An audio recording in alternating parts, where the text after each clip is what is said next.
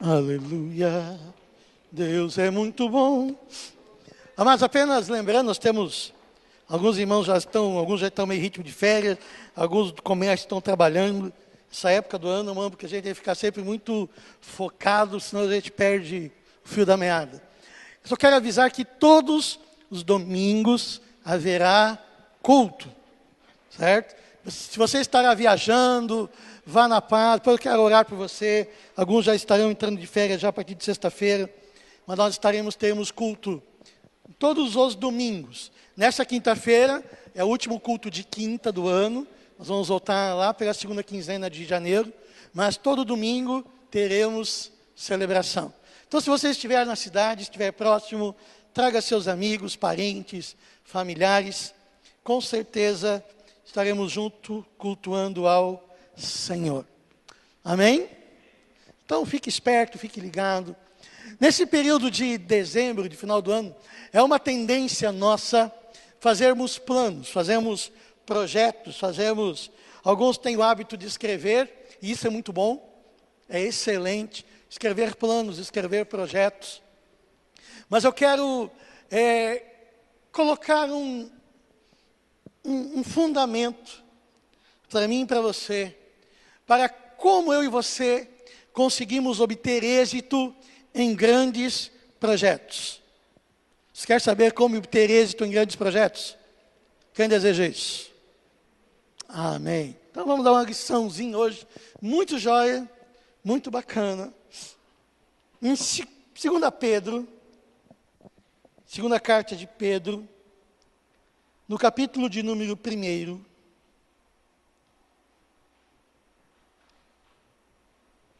versículo 10 e o versículo de número 11. 1 de Pedro, primeira epístola, segunda Pedro, capítulo 1, 10 e 11. É muito a gente vai. Aleluia. Glória a Deus. A palavra de Deus diz o seguinte: portanto, irmãos, empenhem-se ainda mais para consolidar o chamado e a eleição de vocês. Pois, se agirem desta forma, jamais tropeçarão. E assim, vocês estarão ricamente providos quando entrarem no reino eterno de nosso Senhor e Salvador Jesus Cristo. Eu vou ler novamente o texto. Portanto, irmãos, empenhem-se ainda mais para consolidar o chamado e a eleição de vocês.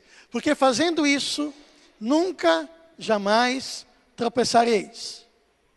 Porque assim vos será amplamente concedida a entrada no reino eterno do nosso Senhor e Salvador Jesus Cristo. Eu e você temos que entender algo muito importante quando falamos de metas, de alvos, propósitos, projetos. Temos que entender algo muito importante. Talvez você fez alvos, já estabeleceu alvos para a sua vida econômica. Talvez você estabeleceu alvos para a sua família para o ano que vem. Talvez você estabeleceu alvos para a sua formação acadêmica, para a sua formação profissional. Talvez você estabeleceu uma viagem como alvo de lazer. Tudo certo. Mas qual alvo você estabeleceu para aquilo que é mais importante? Para a sua vida espiritual. Porque se eu estabeleci alvo para todas as outras coisas e menos para isso, eu estou dizendo que todas as outras coisas são importantes, menos isso. Porque o texto nos diz que eu devo consolidar o meu chamado. E aí você temos que entender que o maior projeto, o mais audacioso, importante e vital projeto em execução, neste tempo, é a salvação das nossas almas. O maior projeto, o mais audacioso, o mais difícil projeto em execução neste tempo é a salvação das nossas almas. Esse é um projeto mais difícil, mais audacioso. Mais audacioso. Sabe por quê? Porque Deus propôs salvar um ser, eu e você, um ser, essencialmente mau. Essencialmente você é mau, você não é bom, você é mau. Porque a Bíblia diz que nós somos maus. Essencialmente nós somos maus. Então Deus decidiu de tornar nós um ser mau, para que nós venhamos conhecê-lo, e ao olhar para Ele, nos arrependermos de nossos maus caminhos, convertermos a Ele, e desejarmos ser como Ele é, e participantes da sua glória. Não um projeto extraordinário, não um projeto grandioso, não um projeto que requer, um investimento extraordinário. Precisa. Mas nós não nos damos conta disso. Por quê? Muitas vezes nós entendemos, e eu e você temos que lembrar isso. Amados, a salvação é um ato. Eu sou salvo em um ato. Mas a Bíblia diz que eu devo agora viver consolidando a minha salvação. A salvação é um ato, mas ela se consolida em um processo. Você pode dizer isso comigo? A salvação é um ato. Vamos lá. Salvação é um ato, mas ela se consolida em um processo de fé. Então eu preciso consolidar a minha fé, a minha salvação. Consolidar. Por que consolidar? É interessante, a palavra de Deus sempre nos diz, no livro do Apocalipse, em vários outros lugares, diz: aquele que vencer, aquele que chegar até o fim. E o texto aqui que lemos diz que eu e você, portanto, empenhem-se, ou seja, aplique empenho, força, para consolidar o chamado e a eleição de vocês, pois se agirem dessa forma, vocês não tropeçarão. Ou seja, se houver empenho em consolidar a minha salvação, eu não vou tropeçar. Por quê? Para que assim estejam ricamente providos quando entrarem no reino eterno de nosso Senhor e Salvador Jesus Cristo. Ou seja, no dia que eu e você haveremos de estar diante de Deus, eu e vocês tenhamos o ok de Deus. Ok, aprovado. Mas eu e você devemos entender que nós estamos num processo. Eu e você haveremos de prestar contas diante de Deus acerca da nossa salvação. Há um projeto em andamento. Os versículos anteriores desse mesmo texto, o versículo de número 8, versículo 8 aqui de 1 Pedro, 2 Pedro, desculpe. 2 Pedro 1, é que o meu iPad aqui deu pane. 2 Pedro 1, 8. Vamos ler aqui do texto? Porque se em vós houverem e abundarem estas coisas, já vou falar o que é isso. Eles não os deixarão ociosos nem infrutíferos no pleno conhecimento do nosso Senhor Jesus Cristo. Deixa eu ler aqui na minha versão que é mais santa. Porque se estas qualidades existirem e estiverem crescendo em sua vida, elas impedirão que vocês, no pleno conhecimento de nosso Senhor Jesus Cristo, ou seja, no dia onde que eu vou conhecê-lo face a face, que eu vou conhecê-lo como Ele é, nos torneis inoperantes e improdutivos. Todavia, se alguém não as tem, está cego. Versículo 9. Versículo 9, está cego, pois em quem não há estas coisas é cego, vendo somente aquilo que está perto, havendo-se esquecido da purificação dos seus antigos pecados. Verso 10. Portanto, irmãos, procurai com mais diligência, mais diligentemente, com mais esforço, fazer firme a vossa vocação e eleição, porque fazendo isso, nunca, jamais tropeçareis. O texto está nos dizendo que eu e você precisamos ter em mente a nossa linha de chegada. Não sei se quando você está vivendo o seu dia a dia, e essa é a minha função nessa noite, existe uma linha de chegada que eu e você devemos colocar ali na frente. Por exemplo, se Jesus voltar hoje, qual vai ser o seu balanço da sua vida com Deus? É isso que o texto está dizendo. Se porventura Jesus vier hoje, ou por acaso algum de nós seja promovido. Seja promovido. O que eu e você iremos apresentar diante de Deus? E o texto aqui está dizendo 3 coisas. Para que eu e você não sejamos encontrados inoperantes ou improdutivos. Ou seja, não somos quem deveríamos ser e não produzimos aquilo que deveríamos produzir. O texto está dizendo que Deus ele tem expectativas a seu respeito. Deus, quando salvou você, através de Jesus Cristo, Ele tem uma expectativa. Ele espera algo de você. Ele não simplesmente salvou você por salvar você. Ele tem uma expectativa. Então Ele espera algo na sua vida e que você produza algo através da sua vida. É o que está dizendo o texto. Ou então o texto também nos diz que diante dEle nós não venhamos ser encontrados cegos. E é interessante que ele diz cego, aquele só vê aquilo que está perto. O que é esse cego que ele está falando? Onde já se viu um cego que vê? Ou seja, o cego que vê, da palavra de Deus, é o cego que só vê as coisas deste mundo. O Filho de Deus, que só vê as coisas deste mundo, está cego. Está cego. Porque eu e você devemos ter um olhar em Deus, ter um olhar na eternidade, ter um olhar espiritual. Não um olhar terreno. Porque a Bíblia nos diz que eu e você pertencemos a este mundo, é isso? Não? Nós vamos fincar raízes neste mundo e esperar toda a nossa redenção em Deus neste mundo. É isso que diz a palavra de Deus? Então por que os nossos planos só são para essa terra?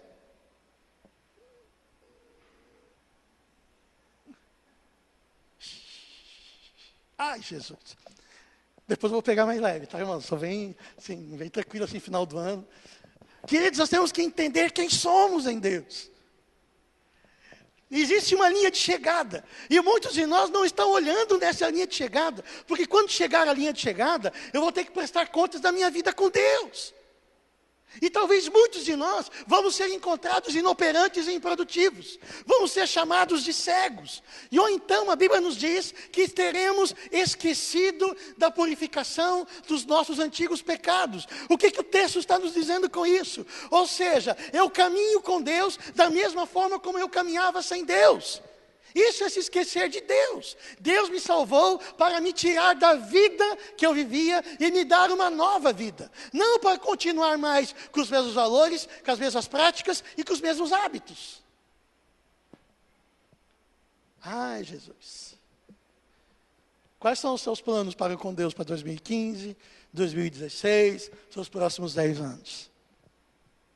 Quando falamos de projetos de vida, o que está no seu topo da sua vida? A sua vida com Deus. Aquilo que é mais importante é o que você coloca no topo. O que você colocou no topo? Mas a nossa vida é trabalhar com valores. E aí você temos que entender isso. Temos que perceber isso. Mas aí você precisamos trabalhar, traçar metas claras. Nos empenhar e consolidar o chamado da salvação de Deus, através de Jesus Cristo. Mas quero passar um plano, eu vou passar para vocês um plano de sucesso para este grandioso e audacioso projeto de Deus em execução, a salvação da minha vida. Vocês estão percebendo como a salvação de Deus é um projeto grande, audacioso? Muito grande, amado. Que transformar eu, um cara ruim como sou, um filho de Deus, não é fácil. Que cada vez se volta para este mundo e esquece da eternidade. Esquece que tem valores muito mais importantes do que essa terra. Não é fácil. Eu e você temos que entender isso. Coloque na sua mente. A salvação da sua vida, da minha vida, é o mais grandioso e audacioso projeto de Deus em andamento. E requer toda a nossa atenção. Ou você acha que Deus já concluiu a obra na sua vida? Está pronto? Quem dizer que já está pronto, Deus me leva. Concluir. Então, mas o que eu e você devemos fazer para consolidar esse chamado? Amados, a minha função não é acusar, porque a faca corta dos dois lados, já expliquei isso para vocês. A minha função é trazer esses valores à tona, a nossa lembrança. Precisamos trazer isso de uma forma muito clara nas nossas vidas, porque nós não entendemos. E o texto nos coloca aqui, o texto, nos versículos um pouquinho anteriores, para eu e você traçarmos algumas metas claras, para eu e você consolidarmos o nosso chamado em Cristo Jesus. Mas pastor, todo mundo tem chamado? Claro. Você não foi salvo? Quantos já foram salvos em Cristo Jesus aqui? Então você foi chamado, ponto. O que eu e você devemos fazer? No versículo 13 de 2 Pedro 1, eu estou voltando alguns versículos do texto. A palavra de Deus nos diz o seguinte, olha só o que diz a Bíblia. Visto que o seu divino poder nos tem dado tudo, do que diz respeito à vida e à piedade, pelo pleno conhecimento daquele que nos chamou, por sua própria glória e virtude. Vamos parar aqui já, eu vou ser bem textual hoje, vou pregar o pregador bem textual. O texto diz que o seu divino poder, ou seja, esse texto está falando acerca do Espírito Santo, o Espírito Santo nos deu tudo, diga assim, tudo. Tudo no grego, diga assim, tudo no grego, significa tudo. O texto nos diz que o seu divino poder, através do Espírito Santo, que é o Espírito Santo, nos deu tudo, aquilo que eu preciso para viver nesta vida, com as coisas dessa vida e para a piedade. O que esse texto está dizendo? O que é a vida? A vida fala acerca das coisas do meu dia a dia. Ele nos deu sabedoria, nos deu força, nos deu inteligência, nos deu capacitação. Ele nos dá para eu e você vencermos o nosso dia a dia, as coisas concernentes a esta vida. Você não tem coisas concernentes a essa vida? Sua família, seu trabalho, as suas atividades são as coisas dessa vida. Quem te capacita e te abençoou em todas essas áreas? Deus. Deus quer te abençoar com a sua família, com a sua vida econômica, com a sua vida material, com a sua profissão, nas coisas que você faz concernentes a essa vida. Ou seja, aquilo que eu não vou ter na eternidade. O Espírito Santo vem e me abençoa. Ele me capacita com o seu poder a viver bem, a passar bem por essas coisas. Mas Ele também nos dá para a piedade. Piedade significa aqui vida de devoção a Deus. Vida de devoção a Deus. É só através do Espírito Santo, eu e você conseguimos viver uma vida com Deus digna. Amém? Então, com isso, quando eu estava falando antes, Senhor, vem com o teu fogo. Mas a única forma, se você está se oferecendo a sua vida a Deus, Deus, eu me entrego a Ti. Ele só aceita isso se for queimando através do Espírito Santo. O único fogo que Deus aceita é o fogo do Espírito. É Ele que queima o sacrifício. É Ele que queima o incenso. É Ele. É interessante, no Velho Testamento, quando os levitas traziam em suas mãos um incensário, que ele queimava incenso. O único lugar que podia colocar fogo, brasas, dentro do incenso, havia um incenso e tinha que ter fogo para queimar incenso. Essa brasa de incenso só podia ter saído de um lugar, do altar. Somente do altar de Deus, que queimava em todo o tempo. de lá poderia sair o fogo para o incenso. Amado, só existe vida de Deus na minha vida se eu estiver cheio do Espírito Santo. Ele me capacita a viver uma vida com Deus. Ele me capacita a ser um bom marido, um bom pai, um bom cidadão. Ele me capacita. O seu divino poder nos deu tudo o que precisamos para a vida e para a piedade. Em outras palavras, às vezes é até uma certa insanidade eu dizer, Deus me abençoa. Mas ele diz, por que, meu filho? Eu já te dei tudo. O que Deus reteve da gente? Nada. Mas, o texto coloca algo muito interessante. A parte B do versículo diz, como é que eu e você temos tudo? Pelo pleno conhecimento daquele que nos chamou por sua própria glória e virtude. Eu só consigo viver uma vida intensa com Deus à medida que eu vou me relacionando com Ele. Quanto mais eu me relacionar com Deus, mais eu vou conhecendo, mais eu vou saber como operacionalizar a minha vida cristã. Eu pensando nesse texto, eu estava entendendo que conhecer a Deus é como se você fosse descortinando camadas.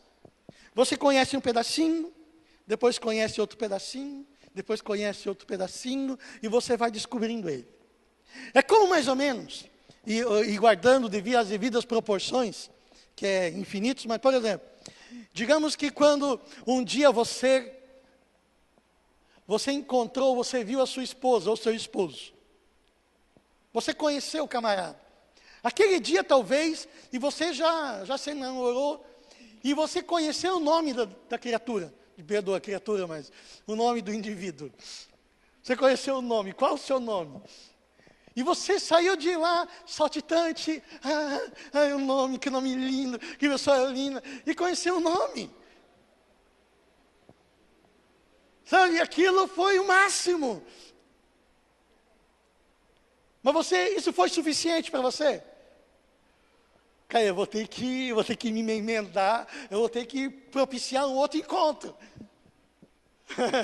Vou ter que armar aí alguma coisa, e você armou um encontro, e depois você descobriu, além do nome, você descobriu onde que a pessoa morava. Quais são seus pais? E quanto mais você conhece, mais você ficou apaixonado. Diz, não, eu preciso ir mais um pouquinho. E você vai descortinando camadas. E à medida que você vai descortinando essas camadas, você vai conhecendo. Mas você só tem o direito de usar a informação que você tem, o conhecimento que você tem. Enquanto a pessoa não se revelar a você, você não vai conhecendo. Mas como que acontece essa revelação do indivíduo? Você precisa investir em relacionamento. E quanto mais você investe nesse relacionamento, mais você conhece, mais você vai tendo abertura. E passado aqui alguns anos, aqui o meu amado Eliel e a Cláudia fizeram 26 anos de casados. Né? Com certeza, ele conhece a Cláudia hoje muito mais do que há 30 e poucos anos atrás. Conhece ela muito.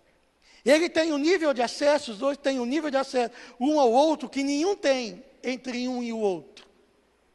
Mas ele teve que descortinar camadas. Assim é a nossa vida com Deus. E eu só consigo usufruir de Deus aquilo que eu conheço de Deus. Não pelos outros falarem, mas aquilo que eu conheço por relacionamento. É isso que o texto está nos dizendo. Se eu quero, Deus, eu quero a tua presença no meu local de trabalho, na minha casa, etc. Deus diz, ok, então me conheça. Ande comigo. Quando Deus se apresentou a Abraão, ele diz, Abraão, ande na minha presença e ser perfeito. Ande comigo. Se relacione comigo. E o interessante, quando o texto fala, principalmente no hebraico, quando usa a palavra conhecer, significa de intimidade. Significa a mesma palavra usada para um casal, homem e mulher, com o sentido de relacionamento sexual. Intimidade. Conhecer a Deus. E eu e você precisamos ter isso como propósito de vida. Você quer encontrar sucesso na sua empreitada espiritual? Quanto deseja isso? Você deseja? Então, eu e você, então, coloque no topo da sua lista: eu preciso conhecer mais a Deus.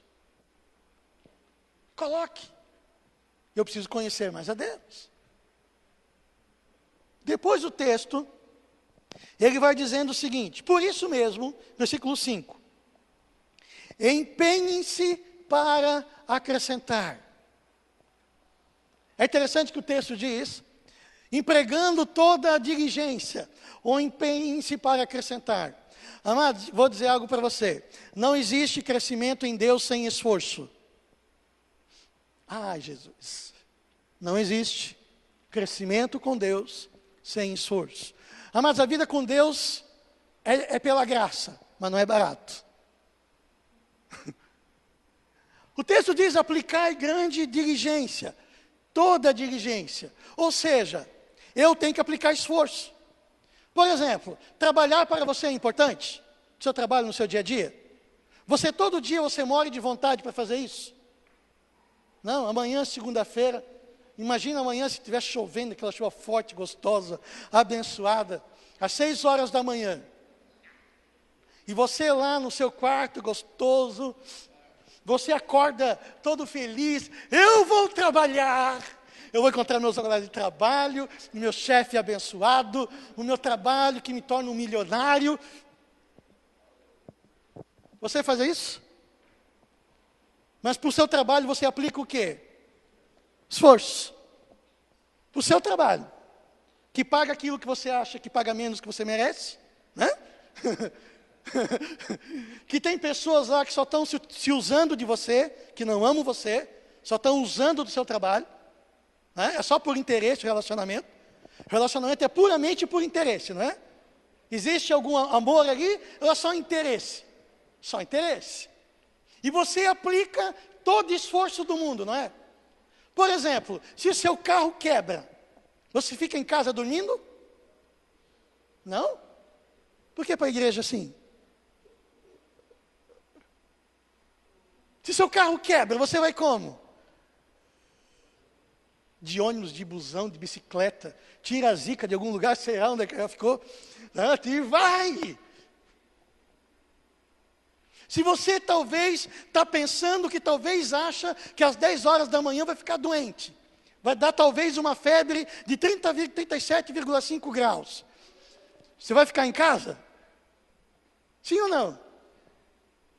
Mas você tem que se esforçar, não tem que? E por que para Deus eu não uso um esforço ainda maior? Um Deus que me ama, Deus ele te ama ou te trata contigo por interesse? Deus te salvou? Te perdoou todos os pecados? Ele te dá uma vida eterna? Te batiza com o Espírito Santo? Te dá irmãos lindos, maravilhosos? Olha para as pessoas do seu lado aqui. Uma família linda. Aí sim que eu devo aplicar esforço, porque isso vale a pena. Mas eu fico tão indignado, olha, não é para ninguém, mas assim, é a minha indignação, né? Eu acho tão indignado, que tem pessoas que para o trabalho nunca se atrasa, mas para o culto consegue chegar atrasado. Ou seja, o meu patrão é mais digno da minha assiduidade do que Jesus.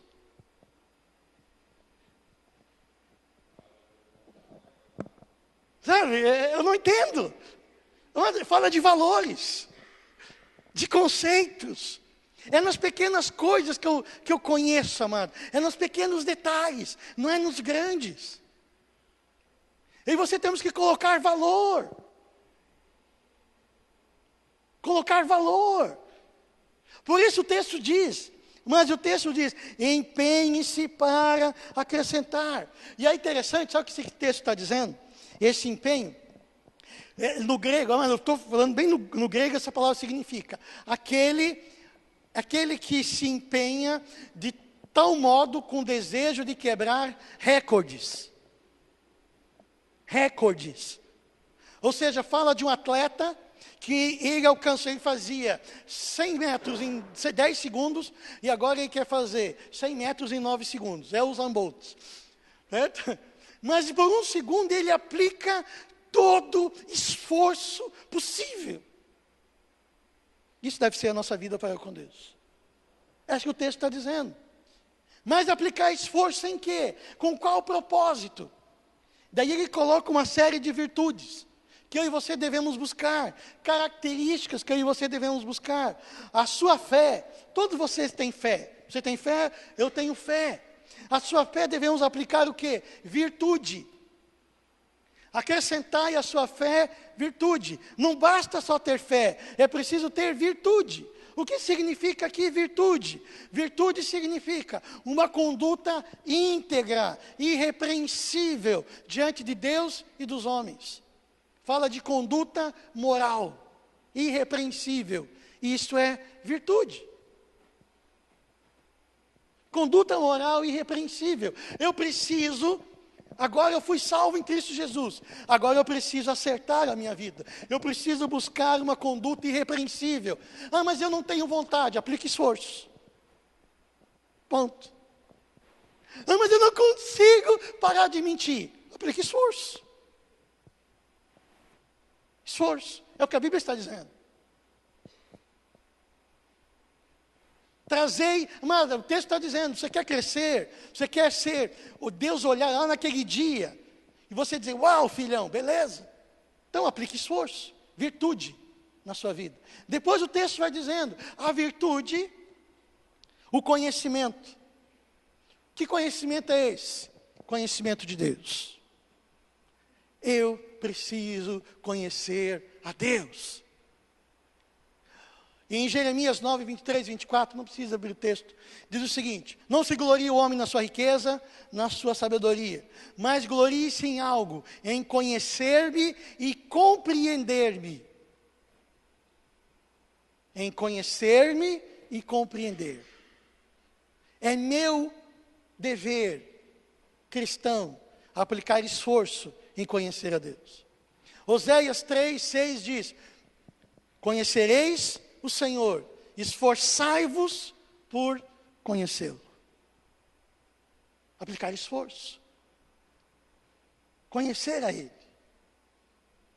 Conhecê-lo. Ao conhecimento, domínio próprio, diga domínio próprio.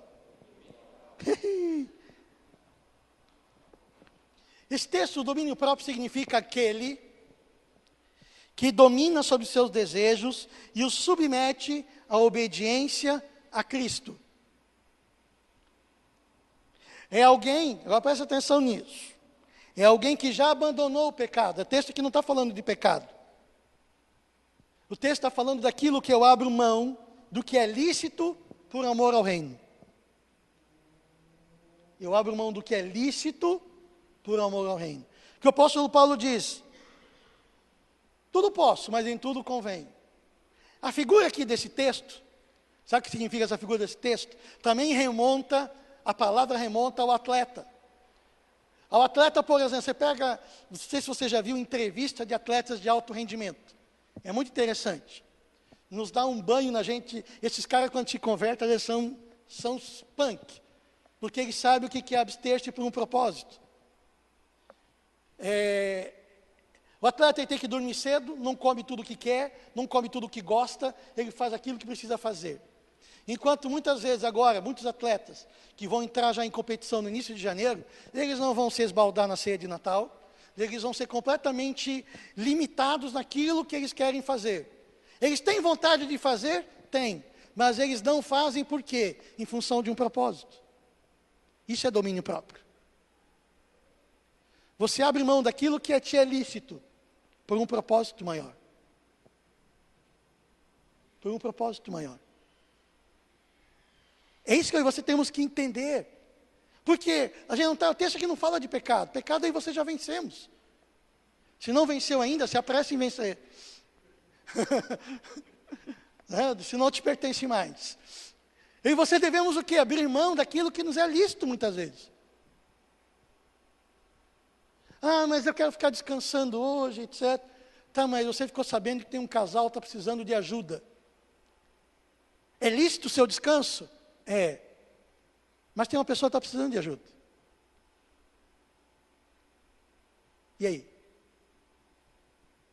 O que você vai fazer?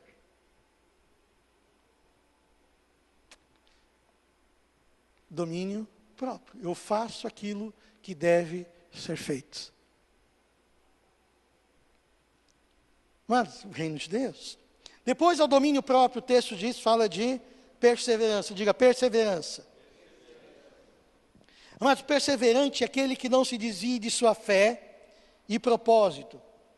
O perseverante é aquele que é estável e constante, mesmo em tempos adversos.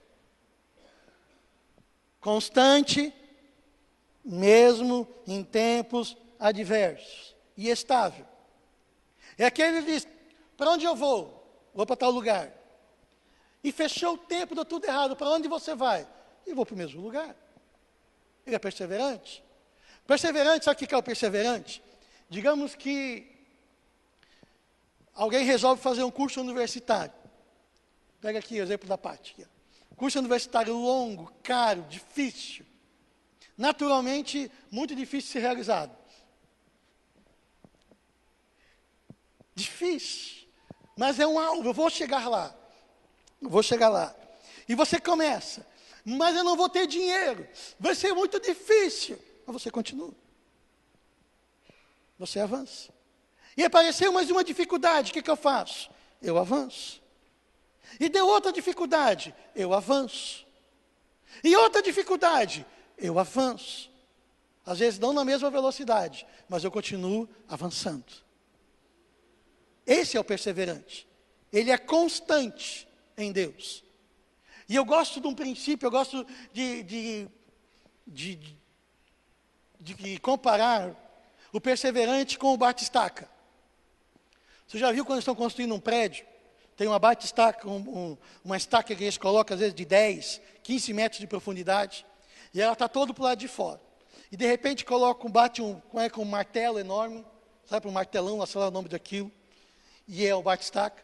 E aí ele começa batendo assim. Na mesma pulsação, na mesma batida. Tum, tum. E se você ficar observando, a princípio, não saiu do lugar. Você fica lá 1 hora observando. 15 metros de estaca, você está olhando aquilo, não saiu do lugar. Mas passa 3 dias, onde está aquela estaca? Pela metade. Ou talvez já está no solo. Por quê? Foi constante. Constantemente aplicando força, perseverança, e ele chegou ao objetivo. Essa é a vida cristã. Mas o cristão não é aquele que toda hora muda de ideia, que começa algo e desiste no meio do caminho. O cristão é aquele que é perseverante. E a palavra de Deus nos diz, e aquele que perseverar até o fim. O perseverante deve ser uma característica do cristão. Amados, se você não é perseverante em algumas áreas da sua vida, você também não será perseverante na sua vida cristã. A perseverança é um traço do seu caráter. O texto aqui está falando tudo sobre caráter. O que mais eu devo aplicar? Você já botou tudo na lista para 2015? Já esses itens aí? Estou colocando para encher uma lista boa assim para você. A perseverança, a piedade. O que significa piedade? Quinta-feira a gente teve, piedade eu não sabia que era isso. Deixa eu dar a definição de piedade. Piedade significa reverência e cuidado em fazer tudo aquilo que Deus espera e deseja que seja feito. E também da forma como deve ser feito. Isso é piedade. Ser piedoso. Piedoso significa ter o cuidado de fazer aquilo que Deus quer que seja feito. E da forma como Deus quer que seja feito. Isso é piedade. Mas não adianta fazer as coisas para Deus do seu jeito. Por exemplo, eu sempre converso com o Eliel, questão da música. Mas nós não precisamos de músicos. Não, mas eu toco bem, eu quero tocar. Não, precisamos de adorador. Não, mas eu toco. Não quero músico, eu quero adorador. Porque para Deus não é cantar, é adoração. Cantar você canta em boteco, em casa, no barzinho, em festa junina, sabe, festa de aniversário. Lá você canta e toca à vontade. Mas para Deus é adoração, não é música. Porque Deus não escuta o nosso louvor, Ele inala, é adoração. Ou seja, é fazer aquilo que Deus quer que seja feito do jeito de Deus. Isso é piedade. Isso é agir com piedade. Por exemplo, os irmãos estão na equipe de apoio, né? Os irmãos amados, queridos, preciosos. Né? Preciosos. E eles pensam, quando vão fazer isso? De qualquer jeito? Não, com todo amor, com toda a graça, com todo o zelo. Por quem? Para o Senhor. Precisa ter piedade. Os irmãos vão dar aula na IBI, na Escola Bíblica Infantil, tem que ser com piedade, do jeito certo. Você vem a uma celebração, eu devo vir à celebração com piedade, do jeito certo. Tem lugares que a pessoa piedosa é aquela que vem de terno e gravata, e a mulher vem de saia comprida, não sei o que, isso é piedade. Mas no coração, mas Deus não olha a roupa, Deus olha aquilo que está dentro do seu coração. A piedade está aqui dentro, não está do lado de fora. Por mais que você tenha que vir de forma decente, tá? Abrir um parênteses aqui, bem tranquilo. Bem na paz. Que questão, mas questão de roupa também tem que ser piedade. Quer ver? Eu posso dar um segredo assim para você, principalmente as mulheres, certo? Os homens também como se vestir. Se uma roupa, você não viria com determinada roupa à igreja, ela não deve ser usada em nenhum outro lugar por você. Você não serve para vir para um culto. Então, por que eu vou em outro lugar, então? Você é piedosa a Deus em todo o tempo, ou só quando vem à casa dele? Deus não está em todo lugar? Ou você faz só para os homens verem que você bota usa roupa decente? Ai, Jesus. Oh, Jeová. Eu amo vocês. Não tenho bastante meta para 2015, estão gostando das metas? Não, as virtudes. Virtudes para você crescermos em Deus. A piedade, o texto está dizendo aqui, a piedade, fraternidade. Agora que a chapa vai começar a esquentar. Sabe o que significa ser fraterno? A palavra fraterno é a palavra grega de Filadélfia. Ser fraterno é agir para com os outros como a irmãos. Isso é ser fraterno. Algo só é bom para mim se for bom para o meu irmão. Isso é ser fraterno. Fraternidade.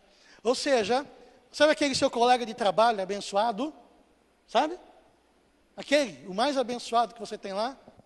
Você deve tratar ele como a um irmão. Isso é ser fraterno. Porque a Bíblia diz, amados, que até o ímpio sabe ser fraterno com aquele que faz bem para você. Quer ser crente de verdade? Ame os seus inimigos, é o que diz a palavra de Deus.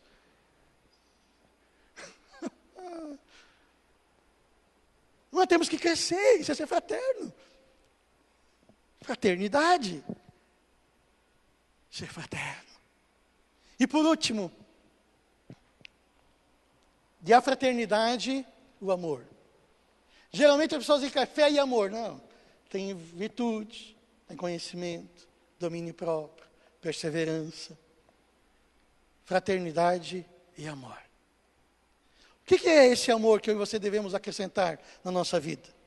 O amor, tudo crê, tudo espera, tudo suporta, não busca seus próprios interesses, não suspeita mal. O amor a Jesus Cristo sempre estará acima de todas as coisas. O amor a Jesus, o texto aqui está falando do amor a Jesus. O amor a Jesus sempre espera. Você não fica impaciente. Se Ele não te dá aquilo que você quer, ok, eu amo a Ele independente disso. O amor a Jesus eu não faço por barganha, eu suporto. Talvez você está passando por um período ruim, isso não muda o seu amor a Ele. Porque Ele para você é maior que as circunstâncias. É isso que o texto está falando. Você não se relaciona com Deus para ter uma vida abençoada. Você se relaciona com Deus por causa de Deus. Ou seja, você não ama por interesses próprios. É isso que diz o texto. Você não suspeita mal de Deus. Você sempre sabe, Deus sempre me ama. O amor a Deus sempre está acima de todas as coisas. Diga à pessoa que está do seu lado, isso são alvos práticos. Isso são alvos práticos.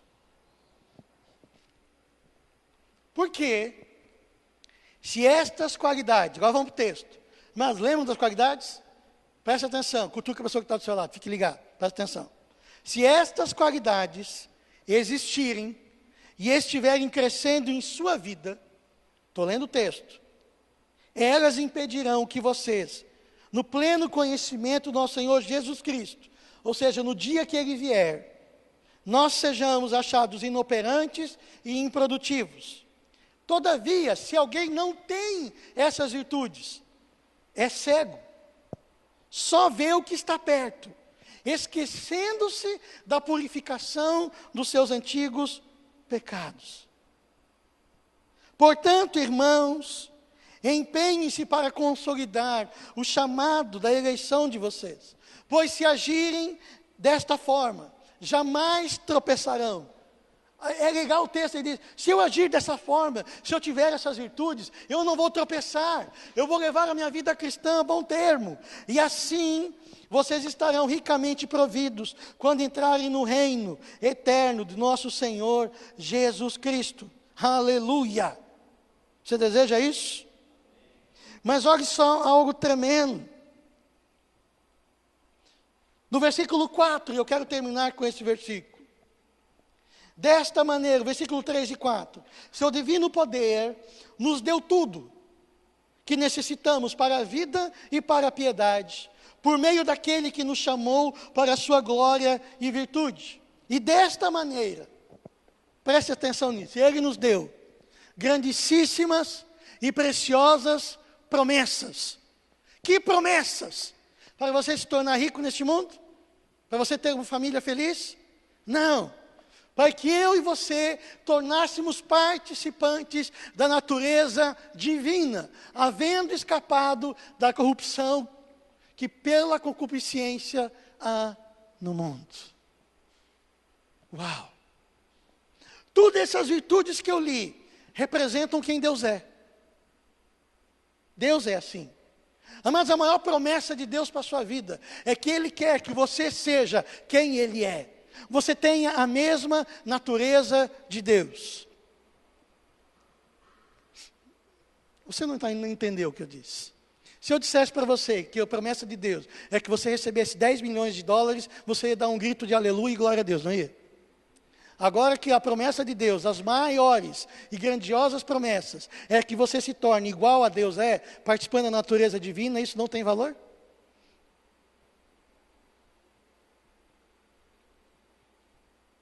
O dinheiro é tão mais importante para nós. As grandiosas e preciosas promessas de Deus é que eu e você venhamos nos tornar participantes da sua natureza divina, ser como Ele é. Amados, e quando eu sei quem Deus é, este mundo não me seduz mais. Quando tudo neste mundo for menor do que aquilo que Deus é para mim, eu jamais vou tropeçar. Deixa eu dar um segredo. Você quer ficar livre de qualquer tentação? Você não quer mais ser tentado? De qualquer erro? Coloque Deus acima de todas as coisas na sua vida. Eu e você só somos tentados naquilo aonde que Deus é menor nas nossas vidas. Quando Deus é maior, daí eu não sou tentado. É o que diz o texto. Eu me torno participante da natureza divina. Eu sou quem Deus é. Como Ele é. A mesma natureza, os mesmos valores, os mesmos conceitos. A cobiça deste mundo não vai me atrair mais. Ou seja, eu posso ter tudo, mas isso não desvia o meu coração. Ou eu posso não ter nada. E isso também não desvia o meu coração. Porque aquilo que é mais importante eu tenho, que é Deus. É isso que esse texto está nos dizendo. Amados, eu amo a carta de 1 e 2 Pedro. Que Pedro é um dos homens que andaram mais perto de Jesus. Certo? E esse texto ele é muito forte. Se você quer anotar, deixa eu dar um segredinho para vocês. Teve um ano de 93. E tive uma experiência muito forte com Deus. Forte no que sentido? De levar umas pancadas assim na minha vida. Eu vi umas pancadas, meu Deus do céu. Não por pecado, mas do jeitão grosso e arrogante que eu era. Mas, meu Deus, que era um cara chato e grosso. Era uma coisa impressionante. Alguns não acreditam, alguns que conhecem mais tempo sabem. Charles sabe. Charles, eles também um pouquinho. Mas é uma coisa assim impressionante. A gente está aprendendo. Daí tinha um texto da palavra de Deus que dizia o seguinte, em 2 Timóteo, diz o seguinte: ao servo no Senhor não convém contender, mas ser brando para com todos, agindo com toda paciência, meu Deus, com aqueles que lhe resistem. Eu digo, meu Deus, aqui não tem nada de mim aqui. E sabe o que eu fiz daquele período? Eu tenho até essa Bíblia guardada. Eu peguei uma caneta assim, e botei assim, eu circulei ela e coloquei, alvo para 94. Olha que Deus me tratou naquele ano de 94. Sabe, mas daí eu coloquei algumas metas muito claras. Vocês até vão dar risada, mas é verdade. Sabe que as metas que eu coloquei foram muito claras? Assim, foi um grande esforço para mim. Para vocês é tudo muito normal, todo mundo simpático, etc. Eu sempre chegava, eu sempre fui músico, certo, adorador, vou mudar a palavra. Chegava cedo para tocar, sabe, na igreja, certinho. Mas eu era uma porta de mal educado. Sabe, eu nem percebia. Chegava e não cumprimentava ninguém, ia direto lá, tocava, afinava o instrumento e etc. E aí, o que eu coloquei como propósito? Não, eu vou me encher com um sorriso e vou cumprimentar pessoa por pessoa. Antes eu coloquei isso como meta, como alvo, que eu deveria fazê-lo. Sabe que quando eu estou falando isso para vocês aqui de virtudes, que aplicar esforço é ser muito prático. Sabe, ser muito prático, eu preciso crescer nisso aqui. Até eu vou postar uma dessa, aquela foto que eu coloquei como um alvo. Daí apareceram uns pepinos assim na minha frente para consertar de algumas pessoas. Tenha paciência. Meu Deus. Certo? Eles fizeram minhas ovelhas na época, né? Eles exercitaram muito a minha paciência. É uma brincadeirinha. Sabe, o Flávio e a Raquel, eles são testemunhas das mudanças, né, Flavinho? O Flavinho, no primeiro mês que ele estava aqui, disse assim, cadê o Sérgio? Ainda tem muito para melhorar. Amados, mas você coloca alvos práticos da sua vida. Eu e você precisamos disso. Então, quando eu estou colocar metas para 2005, 2015, aliás, meu Deus. Eu já fui consertando e já fui errando aqui. Metas para 2015. Eu sei do que eu estou dizendo. Mas eu faço isso com a minha vida, eu tenho que crescer nisso, crescer nisso, crescer nisso. Por quê? Porque eu não quero chegar. Se o Senhor vier neste tempo, no exercício vou usar um termo chique assim, durante o exercício de 2015, se o Senhor vier, certo? Eu não quero ser encontrado em débito. Eu quero ter com a minha conta resolvida. Eu não quero ser achado inoperante, improdutivo, cego e nem ter me esquecido que Deus me salvou. Mas eu preciso aplicar esforço, diligência.